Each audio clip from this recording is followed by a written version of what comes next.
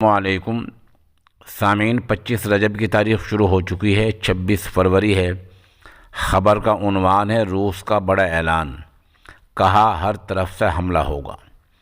روس کے صدر ولادیمیر پوتن نے ابھی چند گھنٹے پہلے اعلان کیا ہے کہ یوکرین کے صدر کو بات چیت کرنے کے لیے دعوت دی گئی تھی۔ انہوں نے اس تجویز کو ٹھکرا دیا ہے، مسترد کر دیا ہے، بات نہیں مانی ہے۔ اس لیے یوکرین کی راجدھانی پر آج ہر طرف سے حملے کا حکم دے دیا گیا ہے۔ یوکرین کی راجدھانی کییو پر آج چاروں طرف سے حملہ کیا جائے گا، ایسا روس کے صدر ولادیمیر پوتن نے چند گھنٹے پہلے اعلان کیا ہے۔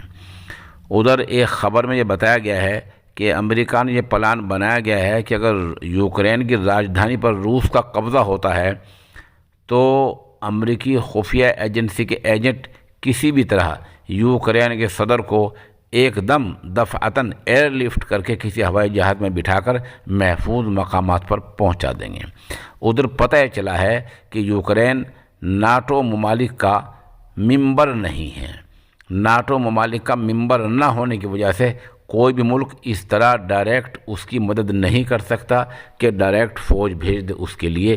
امریکہ کے سامنے یہی وہ سوال آ کر کھڑا ہو گیا ہے کہ یوکرین ناٹو کا ڈائریکٹ ممبر نہیں ہے، جس وجہ سے امریکہ سمیت ان ناٹو کے ممبران میں سے کوئی بھی ملک اس کی ڈائریکٹ سیدھی مدد نہیں کر سکتا ہے۔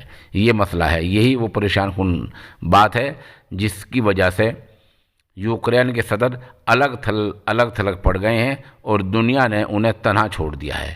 اب دیکھنا یہ ہے کہ روسی صدر کے اس اعلان کا کہ اب چاروں طرف سے حملہ کر دیا جائے، یوکرین کی راجدھانی کو گھیر لیا جائے۔